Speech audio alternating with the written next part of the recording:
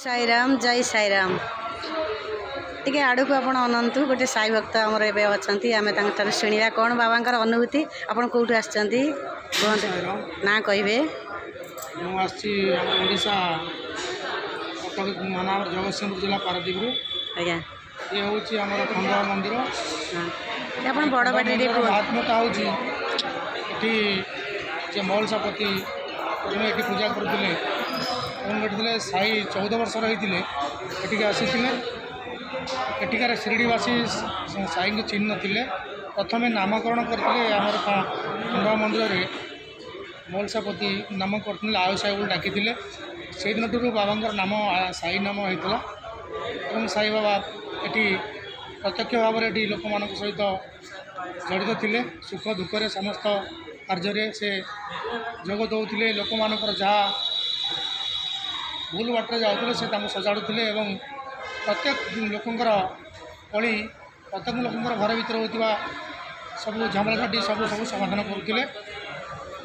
यहाँ जो आमर अच्छी चौबाड़ी चौबाड़ी बस समाधान करुले कि प्रथम एटिकार जे आमर मौलसापति से प्रथम बाबा को साई नाम नामित करते आपणकर टी अनुभूति कौन कहतु साई भक्त मैंने अनई समस्त देखुं अनेक अच्छी अनुभूति गोटे कथा कहूँ अनुभूति आमर 2011 मसीह आसी बाबा मंदिर आम जो जान नु कौटे कौटी कौटी जावा था आम प्रथम कटक बसलु और कटक मनमाड़ ओह्लैलु मनमाड़ ओह्लैला स्टेशन ये आसापी रूटा आम जान परवर्ती पर्यायर आमर जो ओडिया भाई मैंने सहित आम आसलु मंदिर और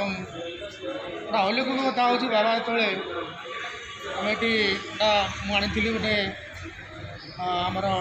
केन्द्रापड़ा रसावली आनी 4-5 दिन पर रसावली अवस्था को आम देखी नी और रात्रि आम फेरुलु बाबा सहित माने बाबा को दर्शन कलापर जड़े भक्त कहबू कि बाबा अनुरूप हम से मागी से रसावली खाई कहले अच्छा लगा है हमको अब कहाँ से लाया है हम बोली हम कहूँ आम ओडिशा आसुँ तेणुक आम घर देखला बेले रूम रे से बहुत बासी जाता आंबिड़ा होता किंतु आंबिड़ाटा को आम से अनुभव कर परवर्ती पर्यायर अनुभव करूँ से जो आम हाथ खाई